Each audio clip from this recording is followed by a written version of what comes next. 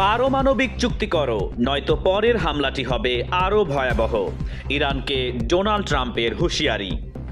পারমাণবিক অস্ত্র নিয়ে ইরানকে দেয়া ডোনাল্ড ট্রাম্পের চূড়ান্ত হুঁশিয়ারি এবং তেহরানের পাল্টা জবাবে মধ্যপ্রাচ্যে এখন মহাযুদ্ধের ঘনঘটা। কারণ আজ বুধবার সামাজিক যোগাযোগ মাধ্যম ট্রুথ সোশ্যালে এক পোস্টে ডোনাল্ড ট্রাম্প সরাসরি হুমকি দিয়ে বলেছেন যে ইরান যদি দ্রুত আলোচনার টেবিলে এসে একটি ন্যায্য চুক্তিতে না পৌঁছায়, তবে যুক্তরাষ্ট্রের পরবর্তী হামলা হবে আগের চেয়ে কয়েক গুণ বেশি ভয়াবহ। ট্রাম্প তেহরানকে মনে করিয়ে দিয়েছেন যে গত জুন মাসের সামরিক হামলা ছিল কেবল শুরু এবং এবারের পরিণতি হবে আরও মারাত্মক, কারণ সময় দ্রুত ফুরিয়ে যাচ্ছে।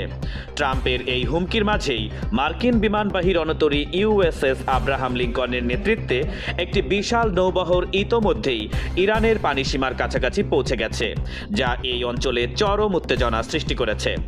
তবে ট্রাম্পের এই চাপের মুখে নতি স্বীকার না করে জাতিসংঘে নিযুক্ত ইরানের স্থায়ী মিশন কড়া প্রতিক্রিয়া জানিয়ে বলেছে যে যুক্তরাষ্ট্র যদি আবারও যুদ্ধের ভুল করে, তবে তারা এমনভাবে জবাব দেবে যা বিশ্ব আগে কখনো দেখেনি। ইরান স্পষ্ট জানিয়ে দিয়েছে যে তারা আফগানিস্তান বা ইরাক নয় এবং কোনো ধরনের বল প্রয়োগের চেষ্টা সফল হবে না, কারণ তারা নিজেদের রক্ষা করতে অতীতের যে কোনো সময়ের চেয়ে বেশি শক্তিশালী।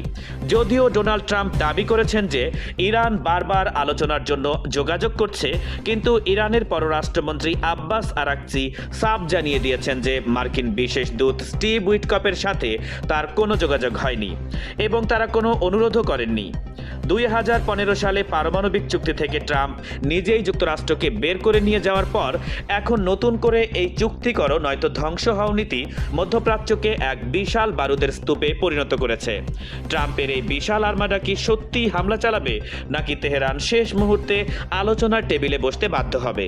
আপনার মতামত কমেন্টে জানান, আর বিশ্ব রাজনীতির সকল রোমাঞ্চকর আপডেট পেতে আমাদের সাথেই থাকুন।